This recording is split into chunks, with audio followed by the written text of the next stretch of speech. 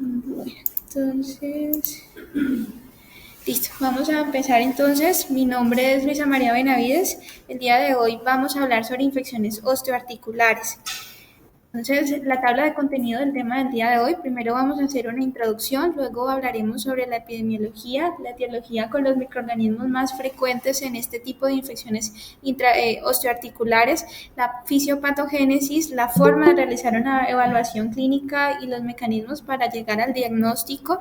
Hablaremos de las dos entidades de infecciones osteoarticulares más frecuentes que son la artritis séptica, la osteomielitis aguda y crónica, la forma de hacer el diagnóstico, el seguimiento por medio de imágenes y las recomendaciones con respecto al tratamiento. Hablaremos también de las recomendaciones de la última guía de ITSA sobre osteomielitis del 2021 y al final unas conclusiones.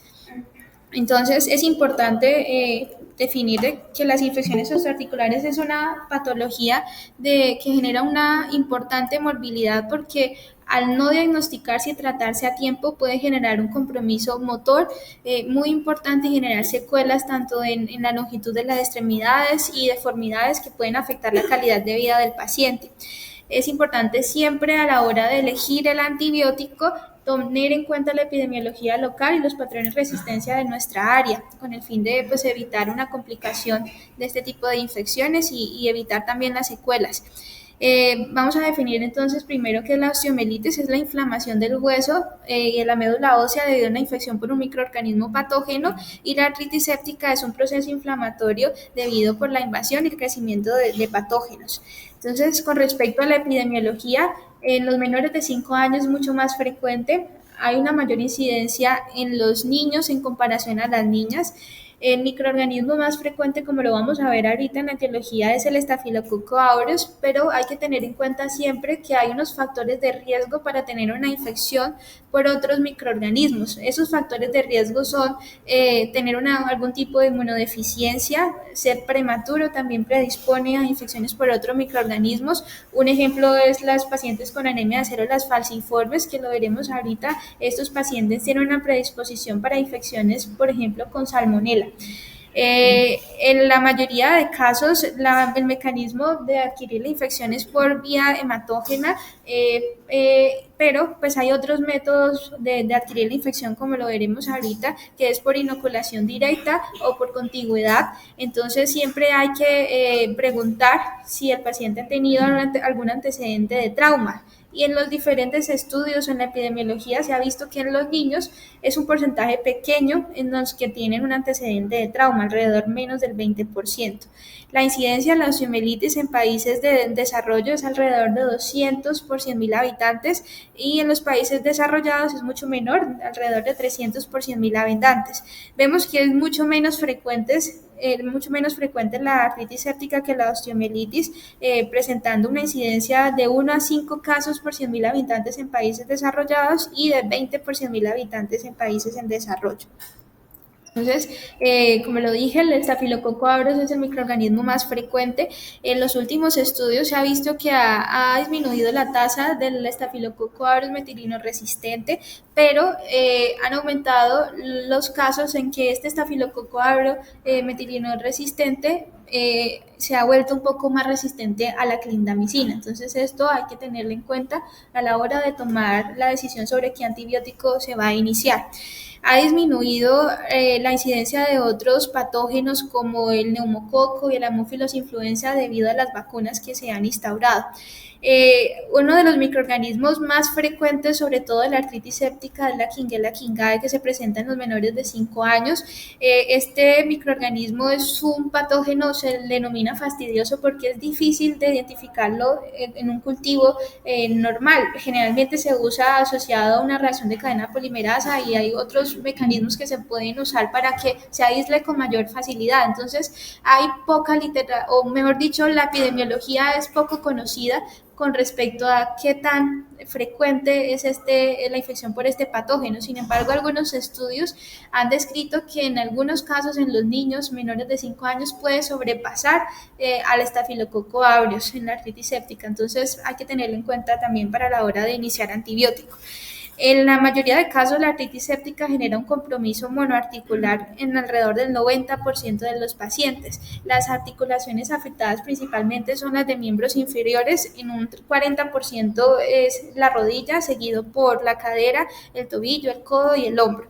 En un porcentaje de alrededor del 40% puede haber compromiso multifocal, especialmente en los recién nacidos, y esto se debe a la arquitectura vascular se los mostraré ahorita más adelante.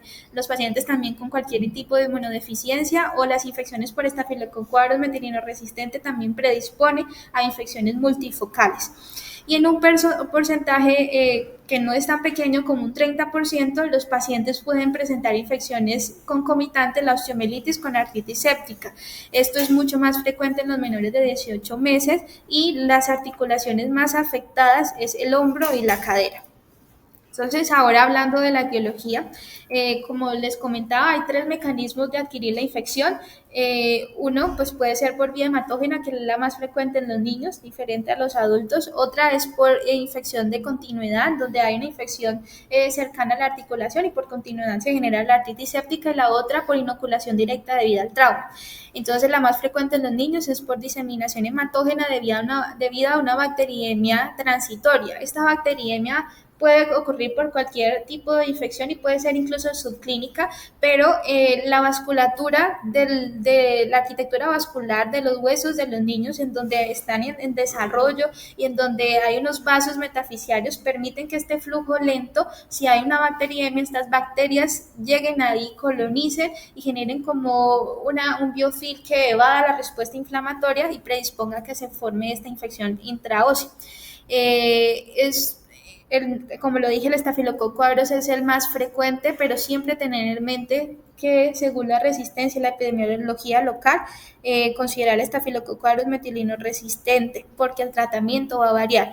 ¿Hay alguna preocupación sobre el estafilococo aureus productor de algunas toxinas? Por ejemplo, la pantovalentil leucocidin, que pueden generar una lisis de los neutrófilos y generar una reacción inflamatoria y una presentación clínica mucho más severa, en donde los pacientes pueden tener osteonecrosis extensa. Entonces, esto se ha venido aumentando los casos de pacientes con este tipo de estafilococo aureus productor de toxinas. De los pacientes menores de 36 meses o 3 años de edad, siempre considerar la Klebsiella king-Guy. Como les describía, es un cocobacilo gram negativo. Generalmente la presentación clínica de esta infección es mucho menos severa. Y pues para aumentar la tasa de aislamiento de este patógeno, se ha recomendado usar tomar la muestra del líquido, si es en artritis séptica, tomar la muestra del líquido sinovial y colocarla en un medio de hemocultivo para aumentar el crecimiento de esta bacteria, y también tomar una reacción de cadena polimerasa. Con estos 2 métodos, pues aumenta la sensibilidad para identificar este patógeno. En los neonatos, también considerar las infecciones por estreptococo del grupo A, estreptococo del grupo B. En los pacientes con algunas inmunodeficiencias como la anemia de células falciformes, pueden presentar infecciones por gram negative enterobacterias como E. coli y salmonella. Y en pacientes que han tenido algún antecedente de una lesión perforante, sobre todo en las plantas de los pies, pueden tener una infección por Pseudomonas aeruginosa. Llama la atención que solo en un 60% de los pacientes con este tipo de infecciones osteoarticulares se logra identificar el patógeno. Entonces, esto nos pone pues como a nosotros en decidir qué antibiótico, basado solo en la epidemiología local y los patrones de resistencia. En esta imagen, al lado izquierdo, pues se evidencian los diferentes microorganismos según la edad. Vemos que en el neonato, en todas las edades, si se dan cuenta, el estafilococo aureus es el que primero describen, es el más frecuente y es el que se va a encontrar en la mayoría de casos. En los neonatos, considerar también las infecciones por Streptococcus agalactiae, enterobacterias como Salmonella, E. coli o Neisseria gonorrhoeae y Treponema pallidum. De los 3 a los 5 años, aparte del estafilococo aureus, recordar Klebsiella king-Guy y otros microorganismos. También pues tener en cuenta factores de riesgo como que el paciente no esté vacunado. En mayores de 5 años, los mismos Staphylococcus aureus, Streptococcus pyogenes, el Streptococcus pneumoniae o la Neisseria meningitidis. Y en los adolescentes, también tener en cuenta especialmente la Neisseria meningitidis en los sexualmente activos. En la imagen, la segunda imagen al lado derecho, es un estudio que se realizó en el 2015 demostrando los microorganismos que se encontraron en los cultivos tomados. En la gráfica azul se ve en los que solo se tomaron el cultivo solo y se aisló el más frecuente, como lo ven en un 44%, fue el Staphylococcus aureus, seguido por el Streptococcus beta-hemolítico de un 15% y un porcentaje muy cercano fue aislado Klebsiella kingae. En la gráfica amarilla vemos cuando toman estos cultivos asociado a una reacción de cadena polimerasa, que es el método que les comentaba para identificar la Klebsiella kingae, y si se dan cuenta fue el más frecuentemente aislado, incluso mayor que el Staphylococcus aureus, encontrándolo en un 53%, seguido por el Staphylococcus aureus. Entonces esto es pues algo que hay que tener muy en cuenta a la hora de tomar cultivos, ¿no? Sobre todo en los niños con artritis séptica menores de 5 años. Dentro de los factores de riesgo para adquirir infecciones por otros microorganismos diferentes a la Staphylococcus aureus, como les dije, está cuando hay una herida punzante plantar, considerar la infección por Pseudomonas aeruginosa. Si tiene el paciente varicela o heridas, considerar la infección por Streptococcus pyogenes. En cualquier tipo de inmunodeficiencia, sea la anemia de células falciformes, un déficit de complemento, en los recién nacidos, considerar patógenos gram negativos como Salmonella, Neisseria meningitidis, E. coli. En los pacientes con gamma-globulinemia, considerar la infección por Mycoplasma pneumoniae, y en los pacientes en donde viven en una zona con alta endemia de tuberculosis y tienen algún tipo de inmunodeficiencia, no olvidar el Mycobacterium tuberculosis.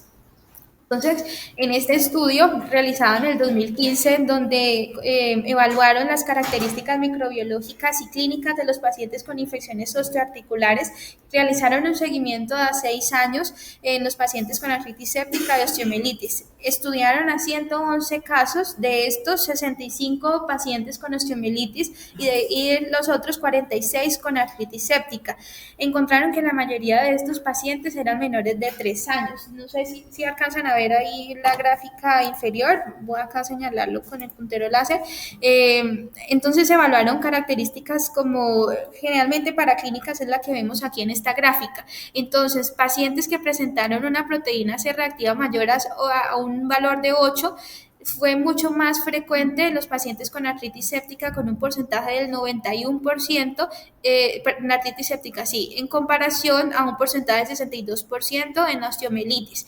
También la elevación por encima de la BCG por encima de 20 miligramos por decilitro fue un poco mayor el porcentaje, encontrando este valor en artritis séptica en comparación con los pacientes con osteomielitis que presentaron un porcentaje de 77.6% de elevación de la BCG. Entonces, presentan en este estudio una mayor elevación de reactantes los pacientes con artritis séptica en comparación con los de la osteomielitis. En los pacientes a quienes se les tomaron cultivo, los que tuvieron un hemocultivo positivo, fue mucho mayor aislar un patógeno en los pacientes con artritis séptica en un hemocultivo que en los pacientes con osteomielitis, con una diferencia de acá del 15% y de la artritis séptica del 33%. En los pacientes en donde tomaron un cultivo de líquido articular en la artritis séptica fue positivo en un porcentaje de 45%, o sea, ni siquiera la mitad fue positivo el cultivo del líquido articular, pero más esto que no sea positivo no significa que no tenga una infección, ¿no? Entonces aquí pues les quería mostrar esto. El mismo estudio evaluó el sitio anatómico en pacientes con artritis séptica, cuál articulación fue más frecuente, encontrando que la mayoría, con mayor incidencia en la artritis séptica en la cadera, seguido por el codo y luego por el hombro. Aquí en esta imagen de pacientes con osteomielitis identificaban que el lugar anatómico con más osteomielitis encontrada en este estudio fue en el peroné, seguido en el fémur. Entonces, como vemos, las extremidades inferiores son los sitios en donde más frecuentemente se pueden presentar las infecciones osteoarticulares. De estos pacientes, que recordemos que fueron 111 pacientes, 8 presentaban simultáneamente osteomielitis y artritis séptica. En los pacientes con artritis séptica, el microorganismo más frecuente encontrado en los cultivos fue el Staphylococcus aureus. También en la osteomielitis solo se aisló un patógeno alrededor en un porcentaje del 27%, y el que más se encontró en estos pacientes fue el Staphylococcus aureus metilino sensible.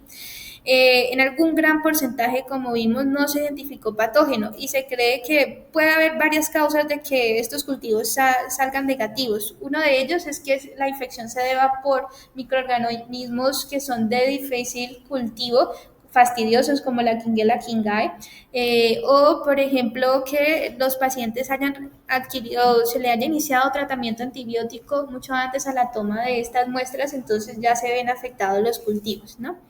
Entonces aquí en esta gráfica vemos el aislamiento de los microorganismos. Acá están los pacientes con artritis séptica únicamente, acá están los pacientes con artritis séptica y osteomielitis concomitante, y acá los pacientes con osteomielitis única.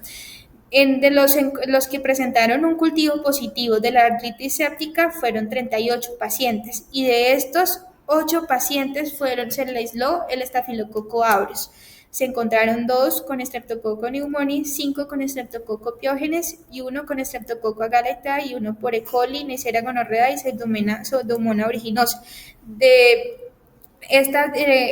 Estos fueron encontrados de esta manera. Entonces, de los de artritis séptica salieron positivos el líquido articular 38 pacientes, y salieron positivos de los que tomaron hemocultivo 32. Bueno, de los pacientes con artritis séptica en concomitante con osteomielitis, fueron positivos los cultivos 8. De estos, 4 se encontraron infecciones en el líquido articular por Staphylococcus aureus y 3 en el hemocultivo por Staphylococcus aureus. Seguido se encontró un crecimiento en 3 cultivos de líquido articular por Streptococcus pneumoniae y un hemocultivo positivo por Streptococcus pneumoniae. Y por acá vemos una infección por Enterobacter cloacae identificada en el líquido articular. En los pacientes con osteomielitis única fueron positivos los cultivos en 65 pacientes, y de estos 16 fueron por Staphylococcus aureus, y se encontró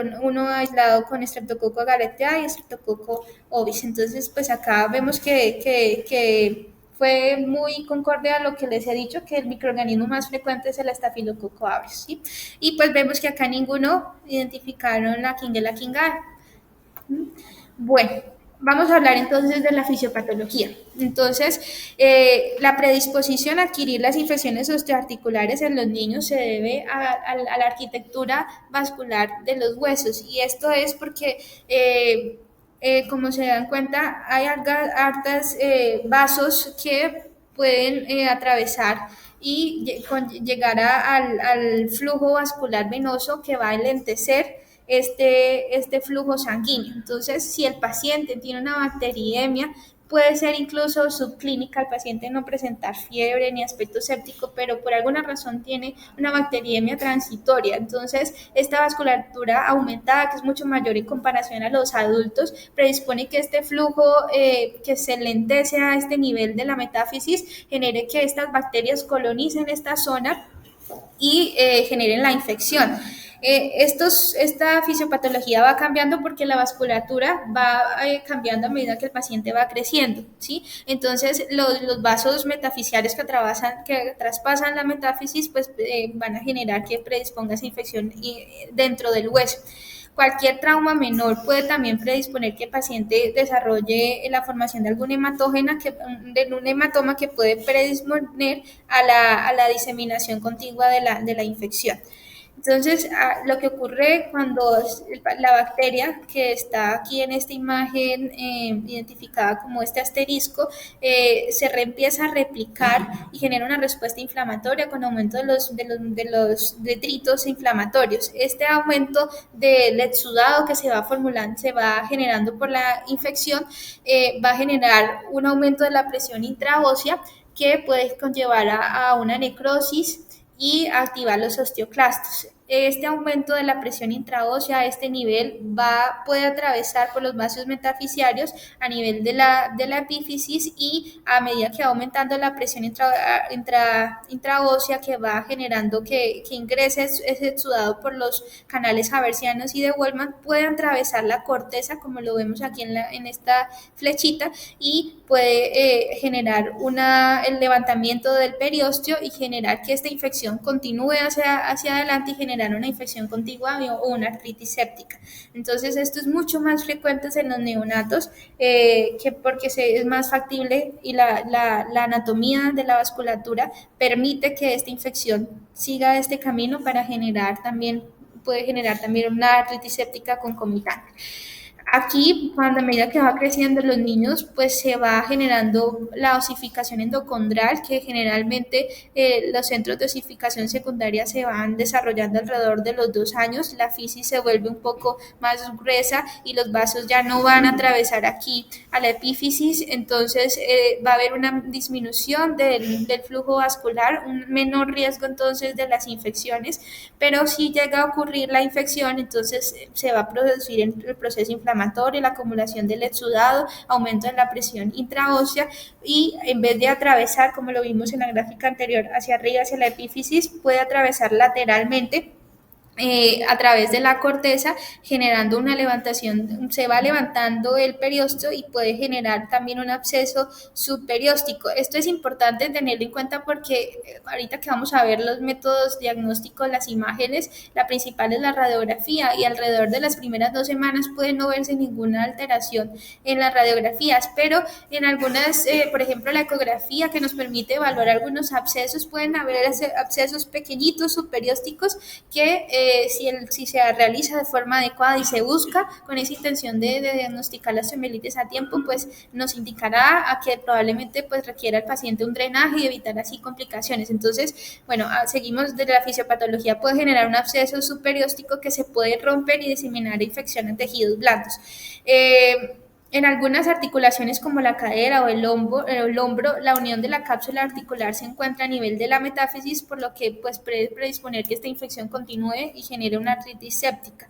En los pacientes, cuando ya va atravesando y va generando que atravese el periósteo, pues va a generar una necrosis por una disminución del flujo sanguíneo, ¿no?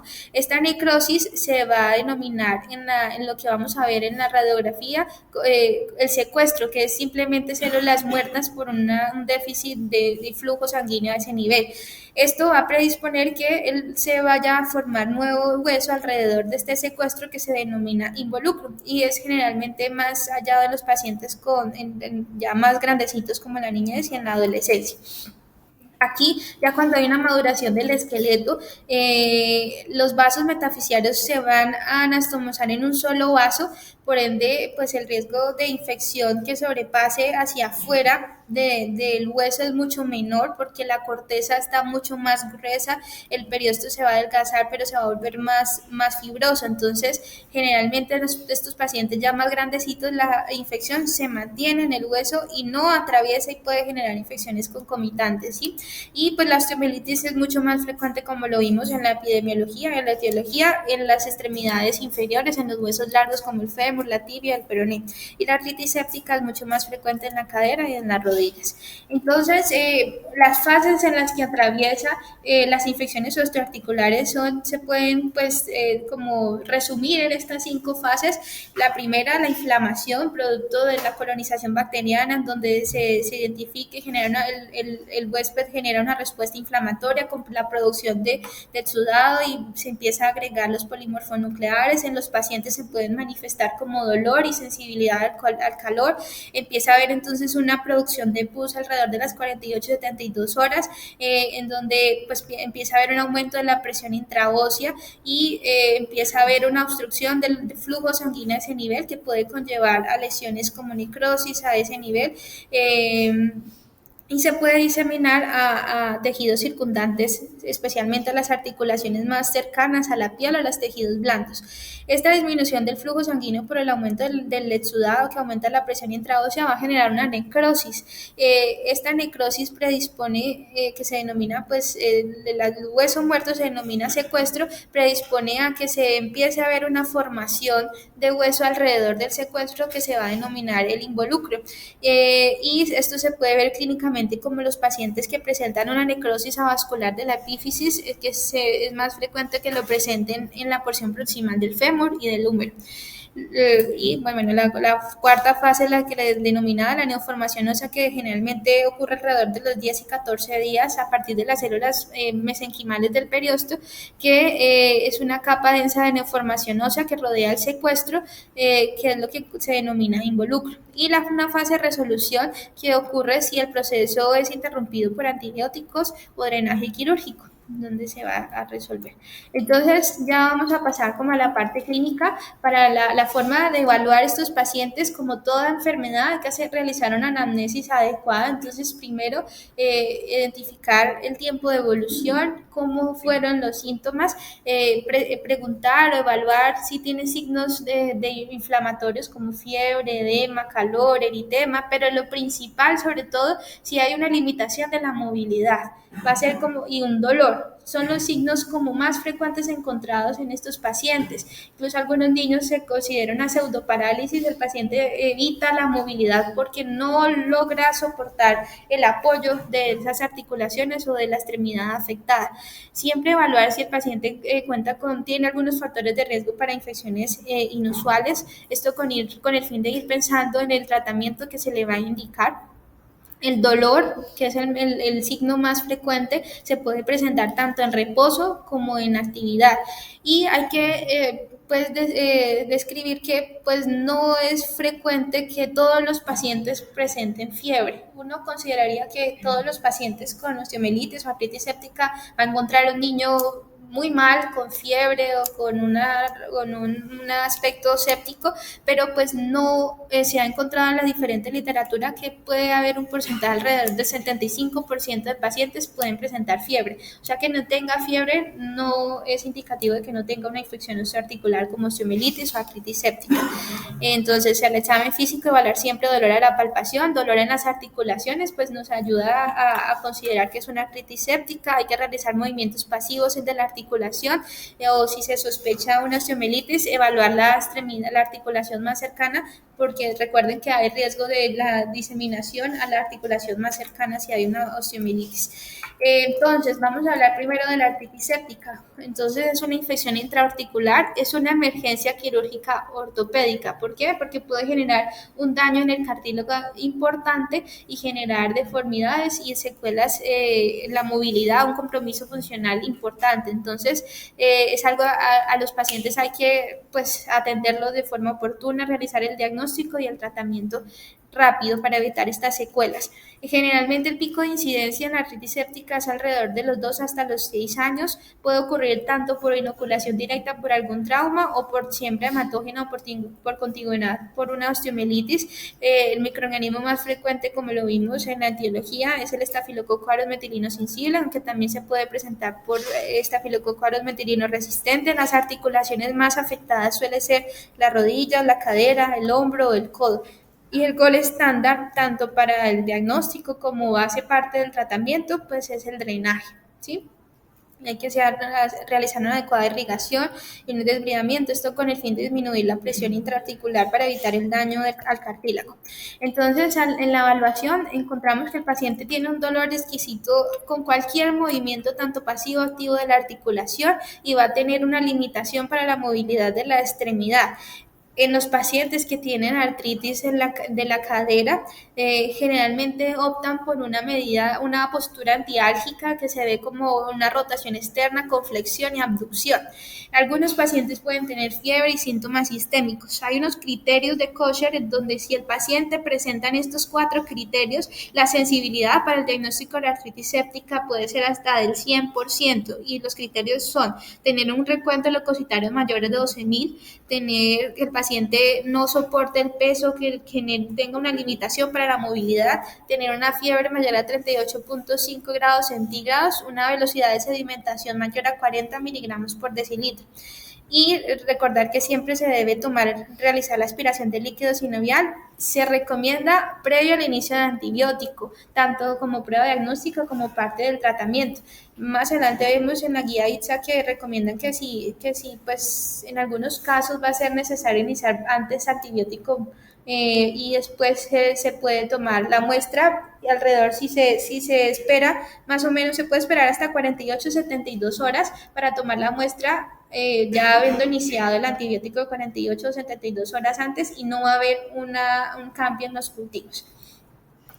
Entonces, aquí pues podemos ver la diferencia de lo que se va a encontrar en el líquido sinovial según la patología. Lo normal es que haya un recuento leucocitario por debajo de 200 leucocitos por milímetro cúbico y un porcentaje de neutrófilos menor al 25%. Eso es lo normal. En patologías no inflamatorias como la osteoartritis podemos ver un aumento del recuento leucocitario que puede estar entre 200 a 2000, pero un porcentaje de neutrófilos menor al 25%. Otras enfermedades inflamatorias, sobre todo de origen reumatológico, como la artritis reactiva o la artritis idiopática juvenil, pueden tener también un aumento leucocitario más importante, pero menor a 50.000, y un porcentaje de neutrófilos menor al 50%.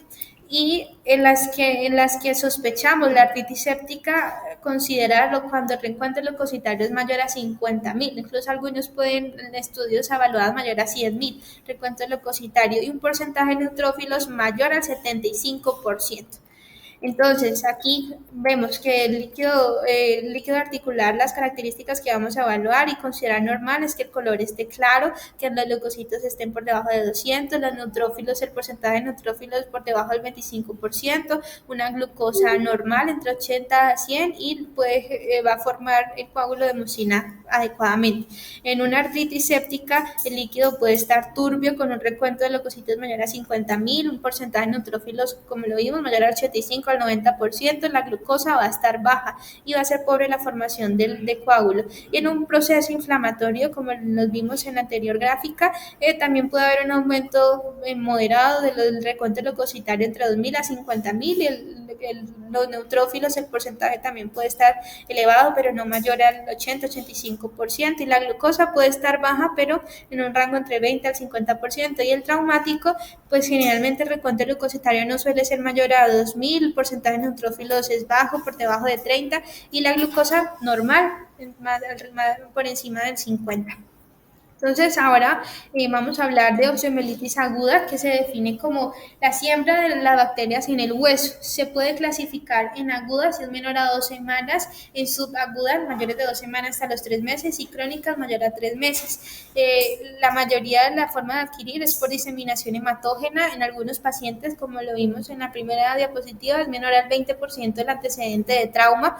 Estas infecciones de osteomielitis pueden, por la fisiopatología, generar infecciones contiguas y generar una artritis séptica o una adenosinovitis. El estafilococo aureus pues es el microorganismo más frecuente. Al examen físico vamos a encontrar entonces un dolor difuso lejos de la articulación, y es más frecuente encontrarlo en las extremidades inferiores, principalmente en huesos largos como el fémur.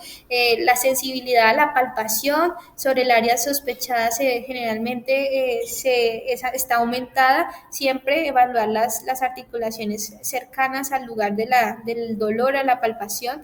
Los pacientes pueden o no tener fiebre y generalmente evitan la movilidad de la extremidad afectada. En algunos casos pueden presentar los signos de inflamación, que es edema, calor, rubor, pero no necesariamente son como que si no están presentes descarten la infección. No es así. Todo paciente que ustedes vean con dolor aumentado en alguna extremidad, con limitación en la movilidad, si no tenga fiebre y signos inflamatorios, consideran una osteomielitis o una artritis séptica. Bueno, y el estafilococo aureus metilino resistente puede generar una presentación mucho más agresiva y el paciente puede tener una apariencia tóxica. En esta imagen podemos observar, aquí en la radiografía vemos como una imagen un poco más hipodensa delimitada, que es un secuestro óseo, y acá lo vemos la misma pero en una resonancia en donde pues se evidencia ya una fase avanzada de la osteomielitis, en donde se ve una zona de necrosis ósea.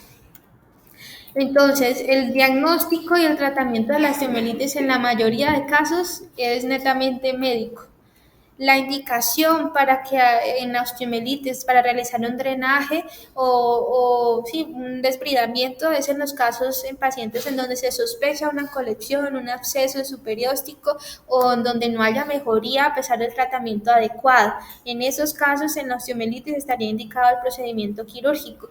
Es mucho más frecuente que los pacientes requieran intervenciones en osteomielitis cuando la infección es por estafilococo aureus metilino resistente y hay presentan más complicaciones y la infección es más cercana a la fisis. Si no hay mejoría con el tratamiento antibiótico instalado alrededor de 72 a 96 horas, también es una indicación a las 72 a 96 horas de haber realizado la intervención, el drenaje, requerirá una nueva intervención. Aquí pues se puede clasificar la osteomielitis en complicada y no complicada.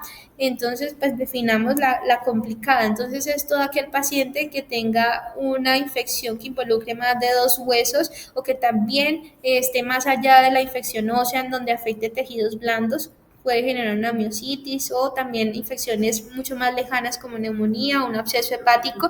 Todo paciente que tenga una respuesta clínica lenta, prolongada, una falta de la respuesta que requiera más de un procedimiento quirúrgico para controlar la infección. En los pacientes que la bacteriemia sea prolongada, es decir, más de 3 días a pesar del tratamiento antibiótico, pues considerar una infección complicada o una infección distante. También dentro de las secuelas que puede generar infecciones agudas, en las complicadas pueden presentar trombosis venosa profunda o tromboflebitis séptica o endocarditis. Y las secuelas tardías de las infecciones complicadas, especialmente cuando hay una lesión de la fisis, pueden generar un impacto en el crecimiento óseo y generar secuelas a largo plazo. También puede generar fracturas patológicas. Entonces esas se denominan las infecciones complicadas. Una de las infecciones o de las entidades que hay que tenerla como diagnóstico diferencial es la osteomielitis crónica recurrente multifocal, que no es una entidad de origen infeccioso o bacteriano, que puede variar en su curso y localización y su curso es generalmente autolimitado. Algunos estudios que describen que hay una predisposición genética, en la mayoría de casos no está asociada a trauma, se presenta más frecuente en la niñez tardía y en la adolescencia y hay una relación entre niñas y niños de 4:1. Generalmente estos pacientes no tienen síntomas sistémicos y pueden estar asociados a otras enfermedades inflamatorias. Pueden tener una BCG elevada, pero un recuento de leucocitos y una PCR normal. Es importante como para descartar la osteomielitis es que presentan múltiples sitios de dolor con edema y sensibilidad a la palpación. En la radiografía se va a observar edema de tejidos blandos, en la resonancia se puede ver también el edema en varias localizaciones. Si tomamos un hemocultivo a estos pacientes o cultivos del lugar en donde está el dolor, generalmente van a ser estériles, no se van a aislar ningún microorganismo y por ende pues es un diagnóstico de exclusión. El dolor responde generalmente a los AINES en estos pacientes. Entonces, aquí en esta imagen de una gamografía, vemos como las flechitas señalan diferentes sitios de inflamación y de compromiso óseo en múltiples sitios. Entonces, este es como uno de los hallazgos que nos ayudan como a descartar de la osteomielitis.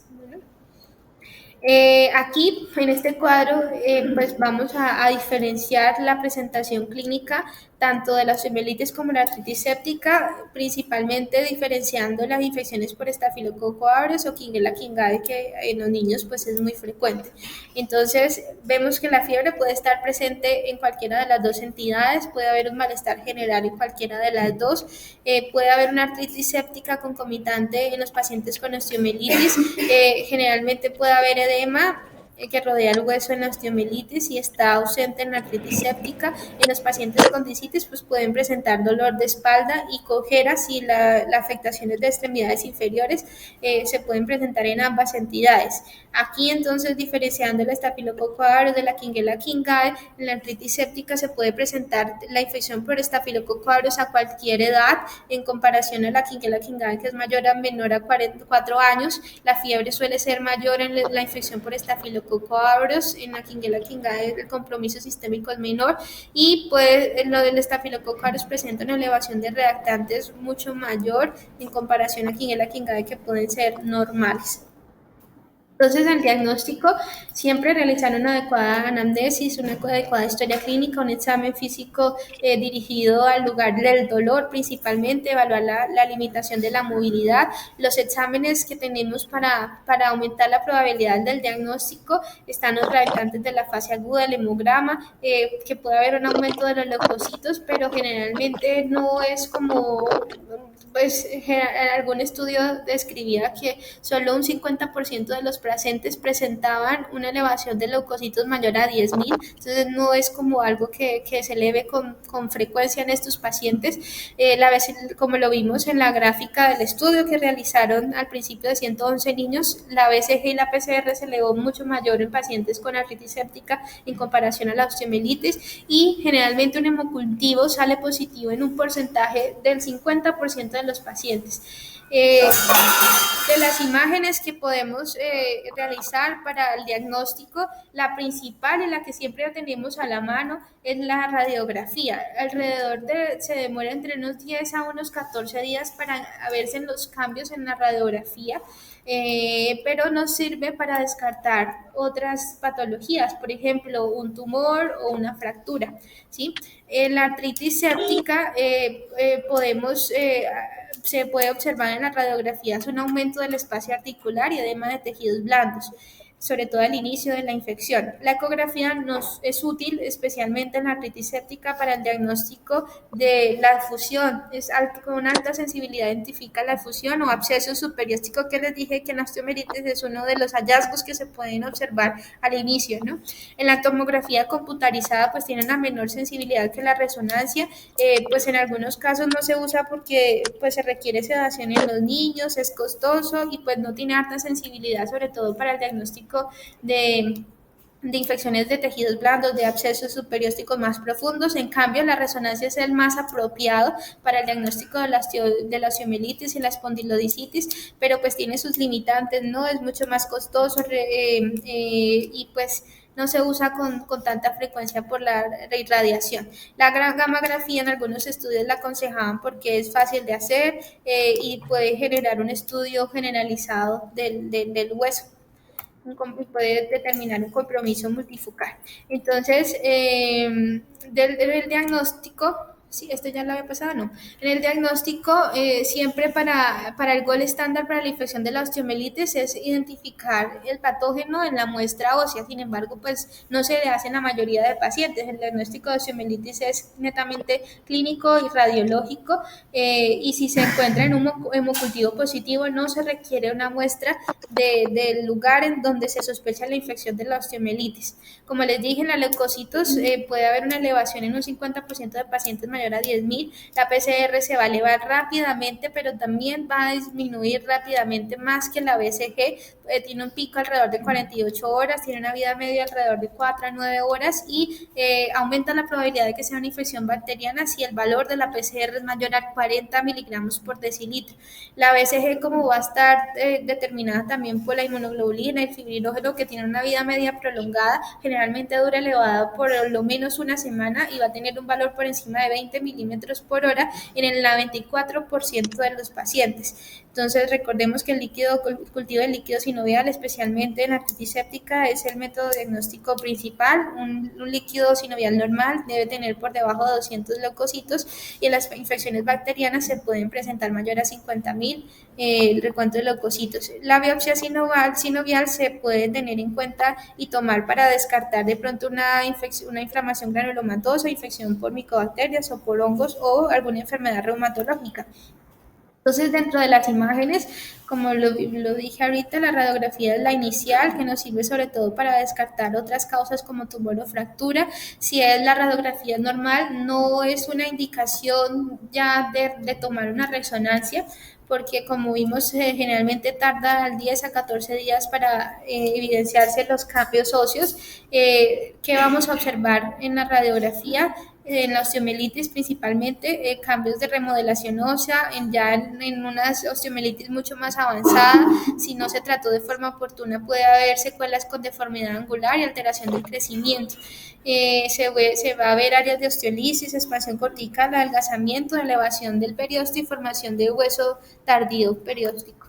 En esta imagen vemos cómo fue la evolución de este paciente de 2 años de edad de una infección por estafilococo aureus metilino resistente en el fémur derecho. Entonces fue la progresión en el tiempo. En la primera imagen, la A, en donde vemos una radiografía en donde en este momento el paciente presentaba fiebre y limitación para la movilidad de la pierna derecha con cambios inflamatorios a nivel de tejidos blandos y no hubo cambios a nivel de la radiografía. Acá pues lo señalan donde no se ven cambios así como a simple vista en la radiografía.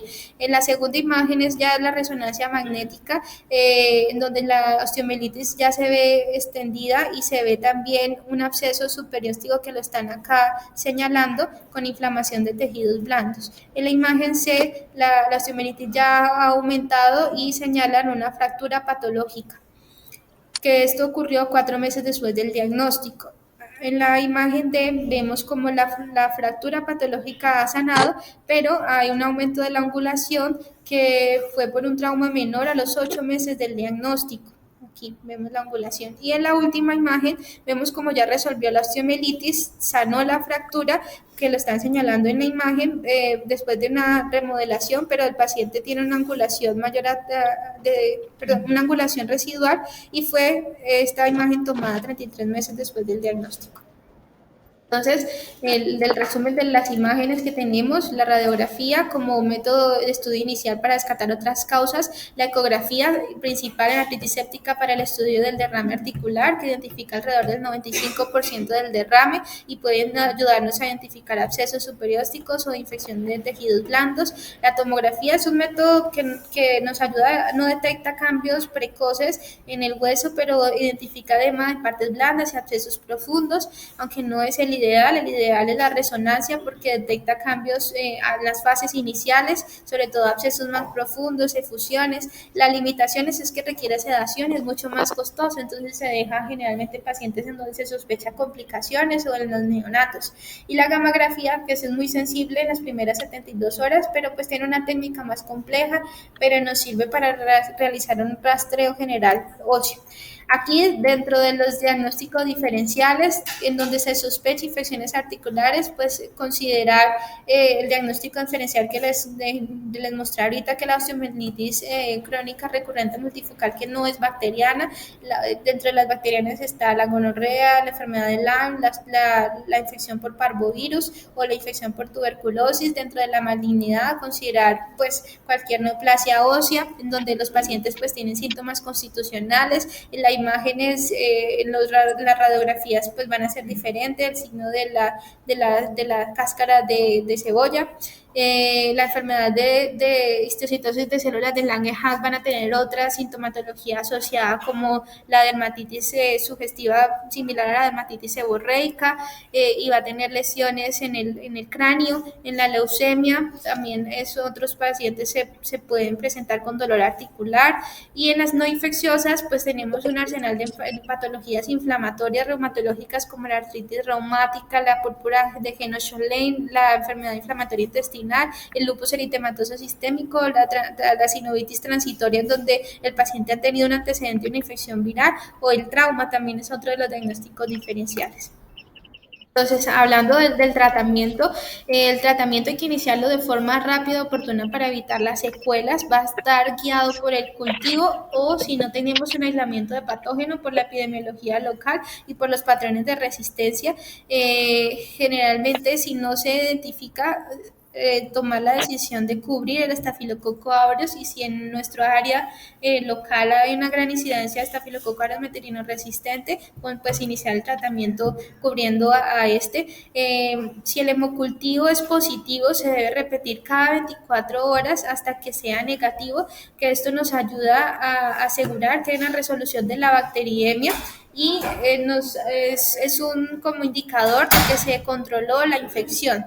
El tratamiento de elección para estafilococo aureus metilinosensible son las cefalosporinas de primera generación, especialmente cuando se va a realizar el cambio a tratamiento por vía oral. La cefalexina tiene un mejor como absorción a nivel óseo en comparación a las otras cefalosporinas de primera generación cuando lo vamos a hacer por vía oral.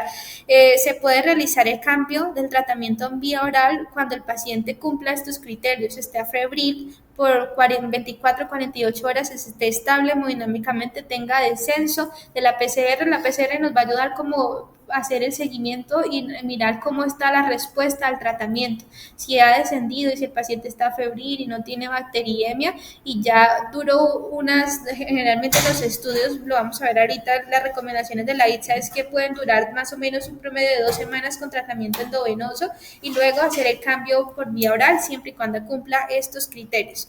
En menores de 3 a 5 años, intentar cubrir la Quinguela Quingae, porque como lo vimos es muy frecuente, y la duración del tratamiento generalmente en la artritis séptica es de 2 a 3 semanas y en la espondiloartrititis es de 2 a 4 semanas y en la osteomielitis alrededor de 6 semanas. El tratamiento en pacientes inmunizados, pues siempre el tratamiento en primera línea sería las cefalosporinas de primera generación. Si no hay crecimiento en los cultivos, considera la infección, cubrirlo de infección por estafilococo aureus metilinosensible y Quinguela Quingae. También en los pacientes que no están vacunados, uno del antibiótico que podríamos usar es el cefuroxime con el fin de cubrir el Haemophilus influenza, o en nuestro medio también podemos usar ampicilina si la resistencia no es importante. En los pacientes en donde se sospecha infección por estafilococo aureus metilinoresistente o donde ya se aísle y se confirme, en los tratamientos de elección está la vancomicina, la clindamicina, el trimethoprim-sulfa, el linezolid, la ceftarolina o la daptomicina. Tener en cuenta que a todo paciente inestable hemodinámicamente en donde tenga bacteriemia, el tratamiento de elección es la vancomicina. ¿Sí? La vancomicina, y el paciente donde se sospeche que tenga signos y síntomas que sugieran estén relacionados a toxinas y donde se considere que tiene un absceso no drenado, se puede adicionar clindamicina por sus efectos.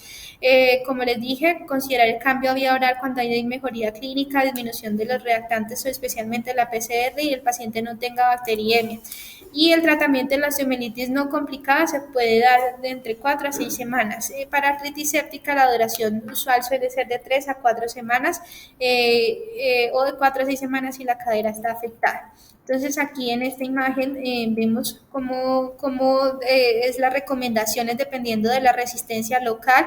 Entonces si el paciente presenta una infección o la epidemiología local es sugestiva por estafilococo aureus metilinosensible, se puede iniciar con una oxacilina o cefalosporinas de primera generación.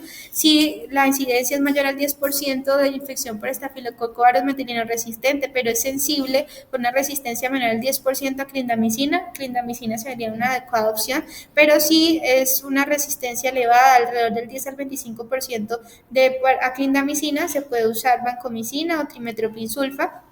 Y cuando la resistencia es mayor a clindamicina al 25%, entonces hay que usar vancomicina. Recuerden, si hay bacteriemia, el tratamiento de elección es la vancomicina, y si se sospecha una infección concomitante con estafilococo aureus metilinosensible y estafilococo aureus metilinoresistente, se puede usar una combinación de oxacilina o cefazolina que cubre estafilococo aureus metilinosensible más vancomicina que cubre el resistente. Acá es la guía ITSA recomienda, generalmente habla de lo mismo que les acabo de comentar. La primera línea para sensible es cefazolina o cefalosporinas de primera generación. Alternativas, clindamicina, vancomicina o ceftarolina. Cuando vamos a cambiar a vía oral, cefalexina es la primera línea, o alternativa también usar clindamicina y en un tiempo de 3 a 4 semanas. Si es resistente, usar clindamicina cuando la resistencia a clindamicina es menor. En vía oral también tenemos la opción de clindamicina o linezolid, y en resistente en la vía oral tenemos el linezolid. Aquí pues es una gráfica mucho mayor en donde están las dosis que podemos usar de todos los medicamentos, ajustados también según la edad de algunos pacientes, pues para que pues lo revisen ahorita más adelante.